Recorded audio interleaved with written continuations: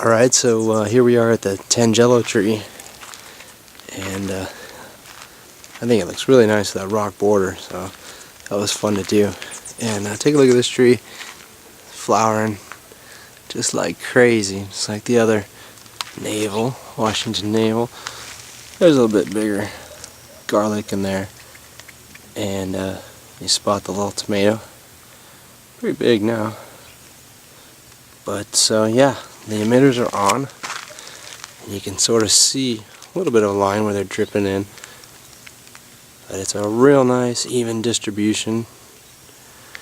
And again, here in Arizona, you bury these things up to the emitter there, because the sun and the heat, if I've seen it where that if that drip tubing is exposed, the heat, it just makes it so pliable that the drip emitters with the pressure, even at 20 psi, will just pop these heads off. And then the way you know that's happened is you get a water bill for about $180. So as opposed to I don't know, about 65. So there they go. See if I can get a better shot.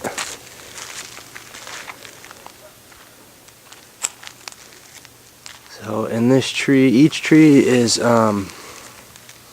let's see, I got 4, and so the larger lemon tree gets I think it was, I got 13 emitters, so that's 26. This one has 12, that's 24, and then the navel, and this little guy here, this is also a Lisbon lemon, but they've got 11, so they're getting 22 gallons, because I'm going to run it for 2 hours.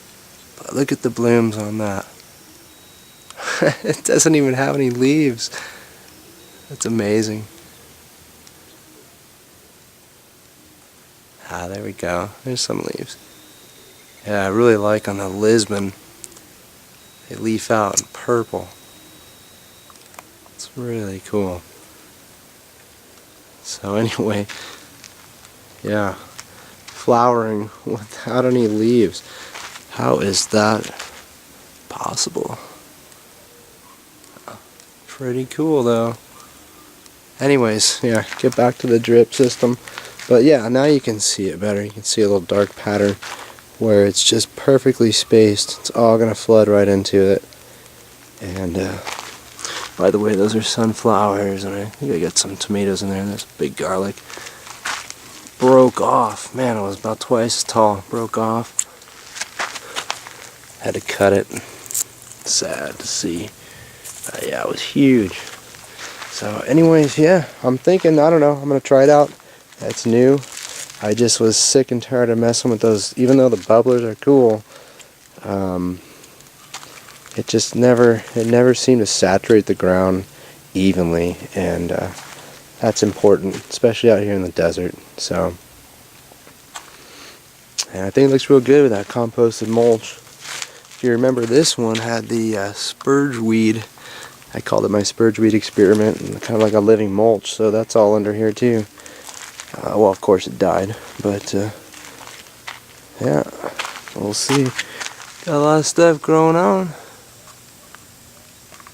So, yeah, and the yard is almost complete. This section here, got to remove that. Gonna put in a new garden, but do a video here soon. The yard pretty much about 90% complete here. All the river rock looking good now. So anyway, yep, just gotta finish. Dinner's coming up here pretty soon, so I'll finish this off with the rest of the pulp that I get from doing some juice for dinner, and then cover it up with some of that mulch, and the citrus tree wells will be completed. So yep, just thought I'd share that with you guys. You can see the Washington navel here.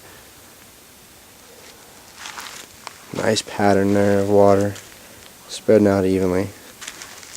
And I don't want it flat. I do want that well effect, that bowl type effect. But I want it to still get saturated at the drip line. And the drip line of any tree is always where the leaves and the branches end. Where if it got rained on, where it would drip on the ground.